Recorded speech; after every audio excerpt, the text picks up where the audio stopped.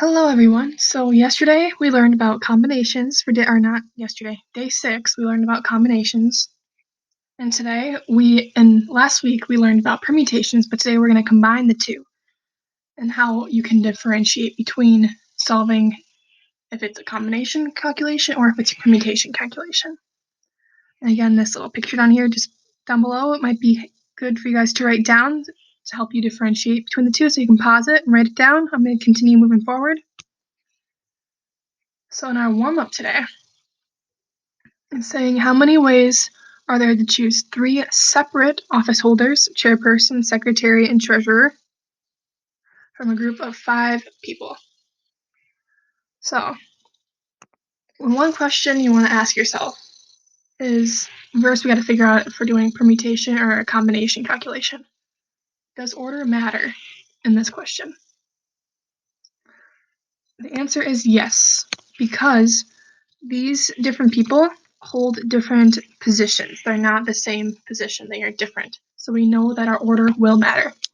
We know our N is 5, and our R is 3 because we're dealing with 5 people and we're picking 3 of them. So I'm going to draw out our 3 slots here. We got our chairperson, secretary, and treasurer. And we have 5 different ways to pick that chairperson. Now, if we already picked the chairperson, we have 1 less person, so we have 4, and that's going to continue on for a treasurer. And 5 times 4 is 20. 20 times 3 is 60. So we know there's 60 different ways. Now, for this next one, it's asking how many ways are there to choose a committee of 3 people from a group. So now we'll ask, is it combination? Oh, this was permutation, by the way, up here. Now down here, are these people, is the order going to matter? Like, to determine if it's a combination or permutation.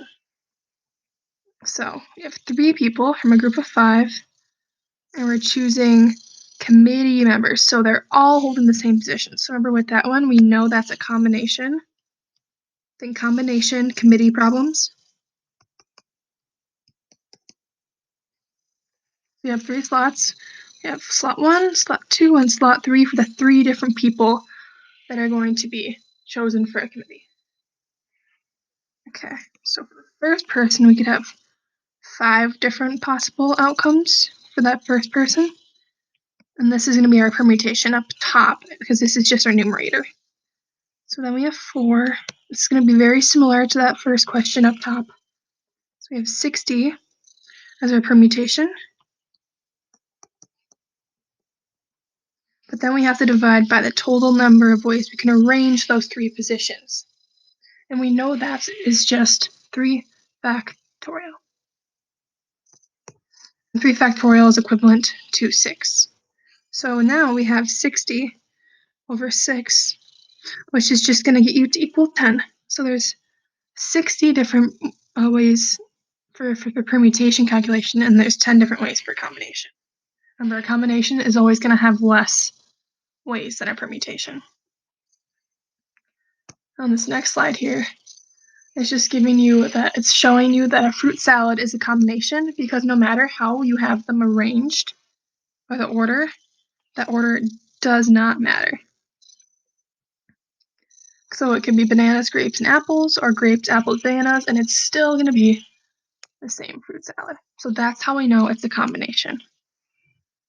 But now below it says the combination for the safe is 4, 2, 7. Now we do care about the order because 2, 4, 7 is not the same thing as 4, 2, 7. So we know that's permutation because order does matter in permutation. Now we're going to get some practice with deciding if it's a combination or a permutation.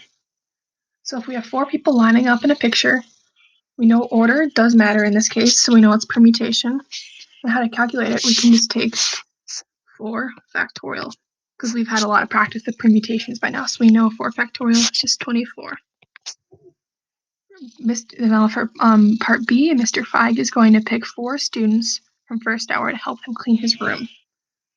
Okay. And it's, first there's 4 students and there's 20 total.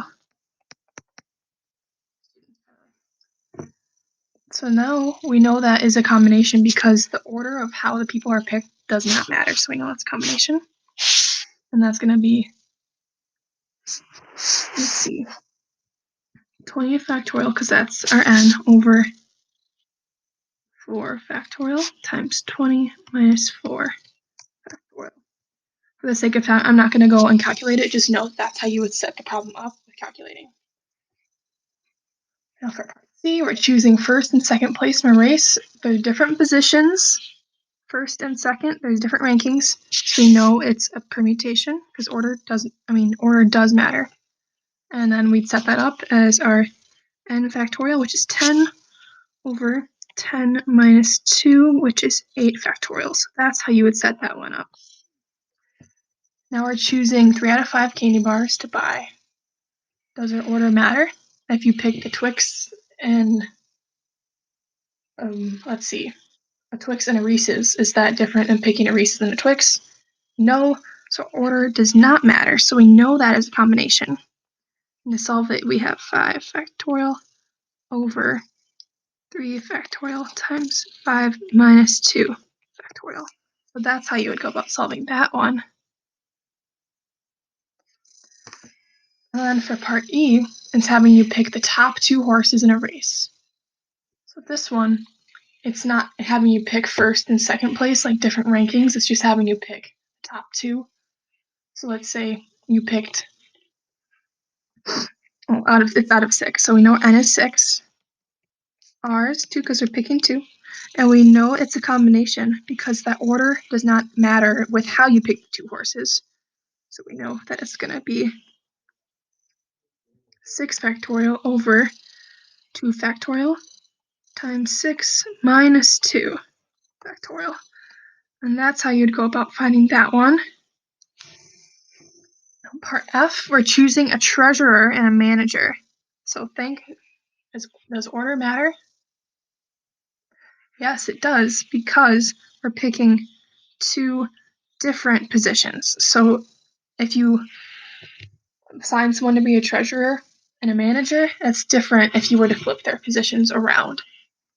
So we have n is 9, and our r is 2 because we're picking 2 people. So we have, so this would be a permutation. 9 factorial over 9 minus 2 factorial. Last but not least, we're selecting 2 co-captains for a baseball team with 9 players. Does order matter in this?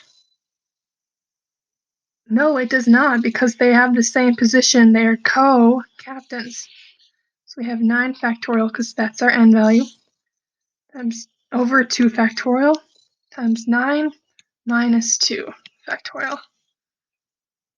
So again, you will be needing to know for your quiz how to differentiate between if you're knowing it's a permutation calculation or a combination calculation.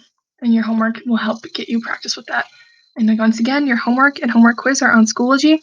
Again, feel free to ask questions.